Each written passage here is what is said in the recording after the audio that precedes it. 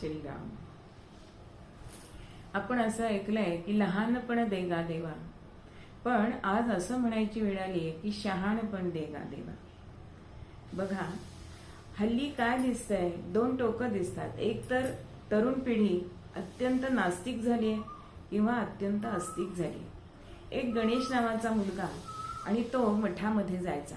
त्या गुरूंनी त्याला सांगितलं की तू दररोज गंध लावत जा. आता त्या गंधाची त्याला स्किनला ॲलर्जी येत होती, पण तरी सुद्धा तो ते लावत होता. स्वप्ना नावाची मुलगी ही दररोज आपली कामधाम सोडून ही जपजाप्य करीत बसे. त्याच गुरूंनी एका शिष्याला सांगितलं की स्त्रियांपासून लांब राहू. अहो, म्हणून तो शिष्य आपल्या आईला सुद्धा गाडीवर बसताना, टू व्हीलरवर बसताना अंतर ठेवून बस असं सांगत असे. म्हणजे काय म्हणावं या बुद्धीला. अहो, एक उंदीर होता आणि त्या उंदराची परीक्षा घेण्यासाठी, त्याच्या बुद्धीची चाचणी घेण्यासाठी 5 खोल्यात मध्ये एका 5व्या खोलीमध्ये एक केक ठेवला आणि त्या उंदराला सगळी ठिकाणी सोडलं. त्या उंदराने बरोबर तो केक शोधून काढला 5व्या खोलीमधला. 3 दिवस तो 5व्या खोलीत जात होता. त्यानंतर तो केक उचलून 3ऱ्या खोलीमध्ये आणला.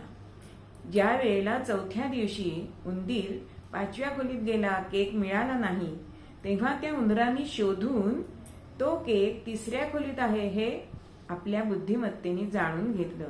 म्हणजे यशकिंचित उंदराला सुद्धा जी बुद्धी आहे ती बुद्धी आज आपल्या तरुण पिढीमध्ये का दिसत नाही, की कोणती गोष्ट कोणत्यासाठी, कशासाठी सांगितले ह्याचा सारासार विवेक न केल्यामुळेच आज असं म्हणायची वेळ आलेली आहे की शहाणपण देगा देवा.